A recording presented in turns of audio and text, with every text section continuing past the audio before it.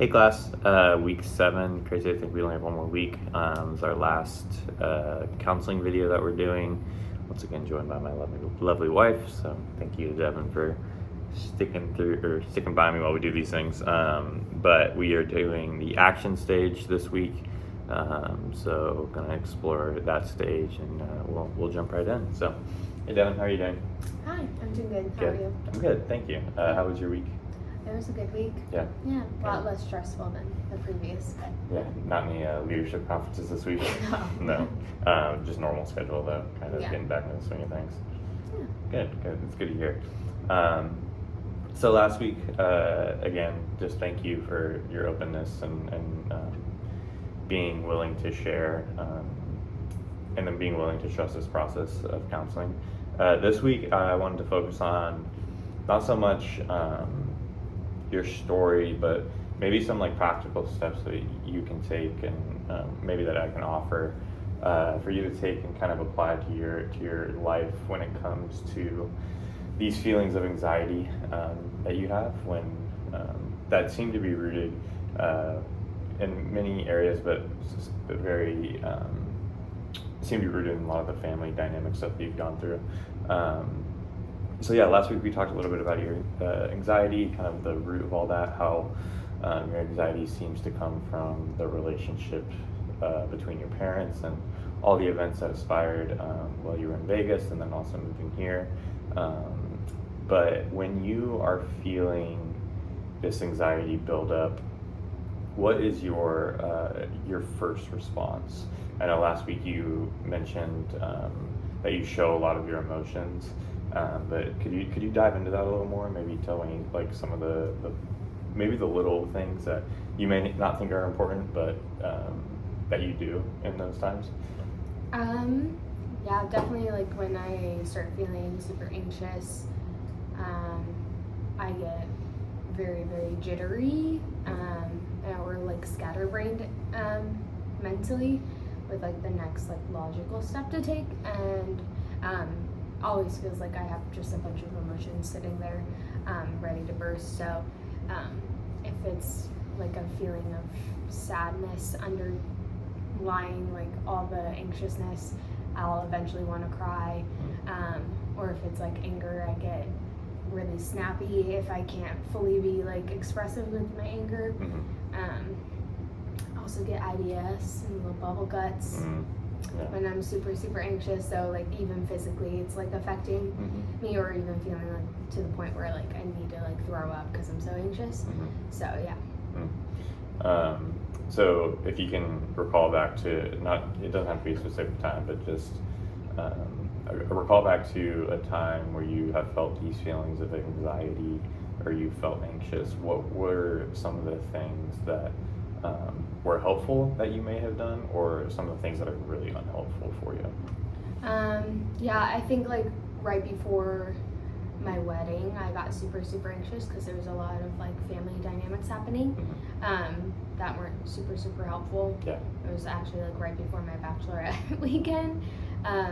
It was like the most stressful, anxious filled time because my mom was like super angry at me as I'm like about to go on my bachelorette weekend, and feeling that tension between like wanting to affirm that like this is my weekend and you're really offending me, hurting my feelings, making me sad and mad, but then at the same time like so worried about my mom's response. So that was like the tension point, and it was really hard because it felt like the group of people coming with me weren't actually people I trusted fully, even though they're like my bridesmaids. And then adding the tension of like my mom was coming with her friend, and I knew they were probably talking and being super angry. So there weren't people around me that I could confide in fully, since it was such a stressful time, like even leading up to it. I felt like I was like unloading a lot of stuff on people. So that wasn't super helpful. I definitely think like knowing I have a community that supports me helps the anxiousness, but I didn't feel like I had that. And yeah, it was just, there's nothing that I think I did to aid my anxiety. because I didn't feel like there was a way to aid it in that time. What were some of the things that weren't aiding it that you think may have added to those feelings of anxiety? Well, like, it was definitely like one of those things that this was like my weekend. I'm supposed to be happy. All these people are putting this on for me, but I am not happy. Mm-hmm. There's multiple like tension points of conflict happening. And then on top of that, like, I can't tell people what was happening because they were putting on this weekend for me.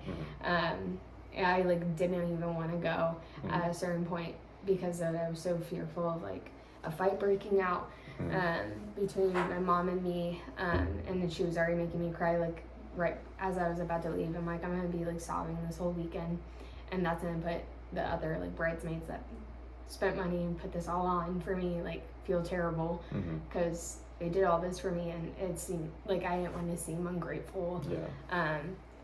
So definitely I think like not voicing the dilemma I was in to like everyone, like I'm sure no one would have been upset with me for those like irrational things that I was thinking about like offending them for not enjoying the weekend they put on, but it was just that hard tension point because it was supposed to be a great weekend, and it was like slowly turning into a disaster. So it sounds like not voicing some of the concerns or some of the tension points or issues that were arising that you were seeing had an effect on the weekend. And then you also, I think you mentioned that not having in that group, not having a trusted community. Do you feel when you are in or surrounded by people that you trust, that the levels or feelings of anxiety are a little less intense? It's like that the people that I can trust to bring like hard information to, which are like come few and far between because you only over like so much time can know if like a person can handle like so much like intense emotions like that. So yes, definitely having people that I can trust to be like, I am so beyond stressed with X, Y, and Z, and I know this might be irrational, but it's still like making me stress out and I don't know what to do next. That definitely helps because they usually can like calm the situation with like logic and reason, and pull me out of like the irrational thought of like something that doesn't actually exist. So I think like the goal of what we're trying to do is not to get rid of your anxiety fully. If that was possible, it would be great, but all people experience anxiety in different ways and at different levels. What the goal here today is to give you maybe some practical things that you can use while you're feeling, or you may be feeling some anxiety come on. And it sounds like you really value a community that is honest and vulnerable, and that you can trust, and you gain a lot of trust in that. I think it would be a good practice to make kind of a list, almost to make a list of the people in your life that you consider to fit that mold of trust, vulnerability, and that you can go to maybe voice some of the things that you're feeling, and see their responses. Do you look for responses when you're voicing those things to those people, or is it more of like you want them to just be there to listen, or does it kind of vary? I think it varies, like not per time, but like the length of time. Like if they allow me to speak and to just listen, and to respond with like empathy, then I'm like more open, and like usually I want their input and or advice, fixing whatever they want to do thereafter. It's like once they establish that like, I know I heard you and I can understand why you're in this situation, totally understand, here's what I think is like true, what's not true, here's what I think you can do to like move forward. I just like to point out truth in the midst of like anxious thoughts are usually like lies, so or distorted truth. So I think that's really, really valuable for not only you to know, but for those people on your list to know, that when you come to them, when I come to them and voice these things, I'm not immediately looking for an answer. Am I hearing you correctly when you say that? So I'm not immediately looking for an answer, but let me get my feelings, my emotions out, my anxieties, whatever it may be. Let me get those out on the table, and then it sounds like you kind of want them to examine the things that you've put on the table, and then provide that feedback. Not necessarily feedback with in between each one of those. Does that sound accurate? Yeah. And that's have you ever experienced that during an anxiety attack, or I don't want to call them attacks, but when you're feeling this anxiety, has someone ever done that for you? I don't. I think my friend Autumn has done that really well. Where she's able to like listen and empathize, and then just be blunt with like, okay, you're over exaggerating this. That's not reality. Or this person's completely in the wrong, and this is what you need to do, like moving forward. She's always been really good about balancing the both because she feels intense feelings too. And so she's super helpful with those things. So yeah, that's good that you have that Autumn can do that for you. And if it's just Autumn on that list, then it's just Autumn. But I would encourage you to physically make that list and write that down, just so you can identify those people and give it some good thought.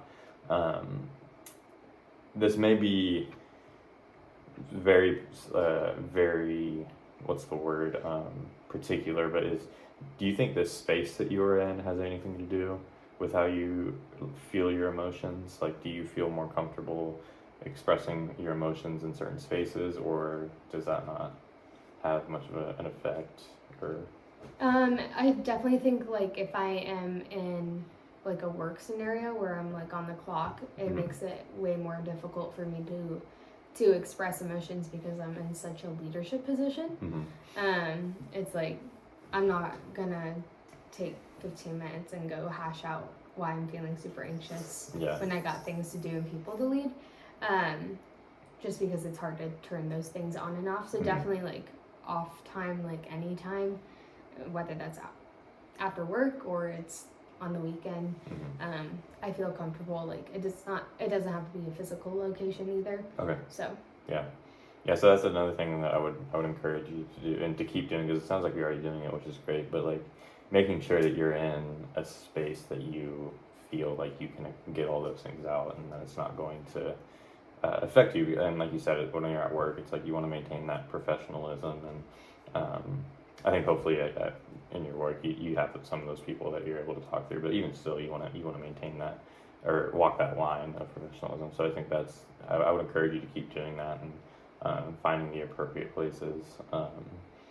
Is there, like, physically, have you tried any breathing techniques as far as like anxiety goes? I know it's like a little, I think the whole breathing technique side of everything when it comes to anxiety is a little overkill sometimes, but there is some value to it. Have you ever experienced or tried any of those things? I've tried doing breathing techniques before, and I don't think it's as efficient for me and it's like really silly, but just like prayer out loud alone for me has always been super like valuable to calm me down. Which it's hard to be alone sometimes. So that's the only caveat that is hard to accomplish. But I've noticed that like when I'm able, it's like processing out loud to someone, even though I'm processing to God and I'm the only one there. But that's always helped me kind of sort my feelings, sort my emotions, and try to figure out like logically what's happening, or figure out like what I should do next. So I think those are really good, and it's very I think you're doing a great job, and you've already like established some of these rhythms. I think for you it is about like getting those things on paper and like understanding that these are the things that I need, and not in like a selfish way that you need, but like for me to be able to function and feel these emotions properly. I think it's super important for you to one, find those people, identify those people, go through your list, make your list, whatever that looks like. Two, to stay in that space or to have that space where you feel comfortable in sharing those those emotions and processing whatever you need to process. And then 3 is really cool. Just pray. I think that's a good tool, because you do get that alone time, which is sometimes needed, but you have that alone time with God, and which is super important. So I think since you have a really solid foundation on those things, I think you're able to build